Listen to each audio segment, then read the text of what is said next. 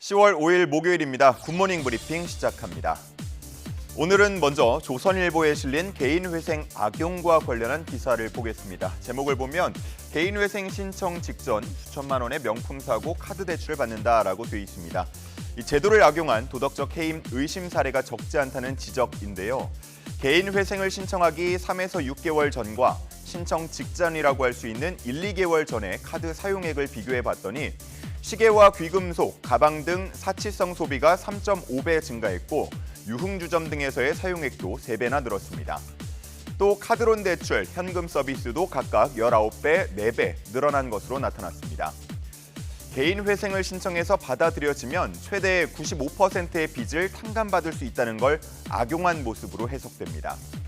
그래서 한 변호사는 온라인에 도박빚도 탕감받을 수 있다라는 글이 올라오기도 하고 최대한 대출을 받은 뒤에 개인 회생을 신청하라는 내용이 이른바 꿀팁이라면서 공유가 되고 있다고 지적했습니다. 현재 도덕적 해이가 나타나면 법원이 개인 회생을 허락하지 않을 수 있도록 되어 있긴 한데요. 실제로 기각된 비율은 9% 수준으로 나타났습니다. 그래서 금융권 관계자들은 법원이 이의 신청을 잘 받아주지 않는 분위기라고 하면서 개인 회생 악용이 는다면 성실한 채무 상환자에게 박탈감을 주고 금융사 부담이 늘어서 결국은 일반 국민들에게까지 전가될 수 있다고 말하고 있습니다. 다음은 한겨레 기사입니다. 위쪽을 보면 안무가를 따라서 K-팝 안무를 배우는 학생들의 모습이 보입니다. 수강생의 약 70% 정도는 외국인이라고 하는데요. 전 세계적으로 K-팝이 사랑을 받으면서 이렇게 안무를 배우려는 사람들도 늘고 있습니다. 하지만 정작 안무가들의 저작권은 제대로 보호받지 못하고 있다고 하는데요. 저작권법상 안무 저작권이 인정되고 있긴 하지만 안무마다 창작 안무가의 이름이 표시되는 경우는 거의 없고 작사가나 작곡가들과 달리 히트곡이 나오더라도 저작권자에게 수익이 분배되는 구조가 갖춰져 있지 않습니다. 그렇다 보니 기획사 등으로부터 처음 안무 의뢰에 대한 창작비를 받는 게 전부인 상황인데요.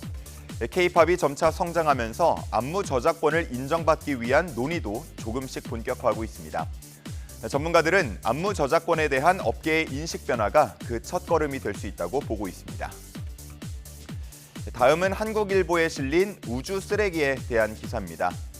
유럽 우주국에 따르면 현재 지구 궤도의 통제를 벗어난 직경 1cm가 넘는 우주 쓰레기가 70만 개에 달하고 길이 10cm 이상 파편만 따지면 약 3만 개 정도가 된다고 합니다. 이러한 우주 쓰레기가 폐기되지 않고 그대로 궤도에서 떠돌아다니게 되면 활동 중인 위성과 충돌을 하거나 국제우주정거장에 영향을 줄 위험이 있습니다. 그래서 쏘아 올리는 것만큼이나 폐기하는 것도 중요하다고 할 수 있겠는데요. 최근 미국에서는 우주 쓰레기를 방치했다는 이유로 위성을 발사한 업체에 처음으로 벌금을 부과하는 일이 있었습니다. 21년 전에 한 케이블 TV 방송국이 쏘아올린 위성인데요. 처음 계획과는 달리 연료가 충분하지 않게 되면서 우주 쓰레기로 전락하고 말았고 결국은 우리 돈으로 2억 원에 달하는 벌금을 내게 됐습니다. 앞으로 점점 더 유인 우주선 발사가 잦아질 텐데 생명과 관련된 치명적인 문제가 발생하지 않도록 하기 위해서는 우주 쓰레기에 대한 국제적 협의와 관리가 필요해 보입니다. 오늘 마지막으로 볼 기사는 중앙일보입니다. 보면은 귀여운 판다의 사진이 하나 실려 있는데 기사 내용 자체는 썩 귀엽진 않습니다. 한국에 살고 있는 푸바오 덕분에 중국의 판다 외교에 대해서는 많은 분들이 잘 이해하고 계실 것 같은데 세계의 모든 판다는 중국의 소유죠.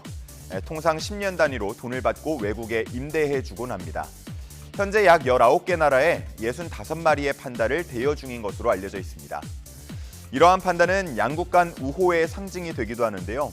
과거 중국이 서방 국가들과 외교 관계를 수립하면서 판다를 선물로 주곤 했습니다.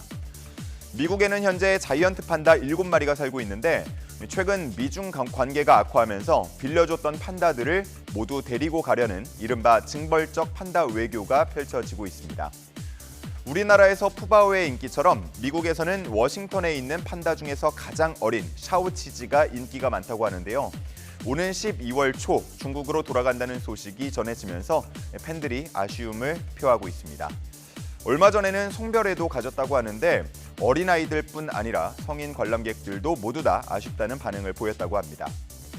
한편 우리나라에 사는 푸바오의 경우도 만 4세가 되는 내년에 번식을 하기 위해서 중국으로 반환될 예정인데요.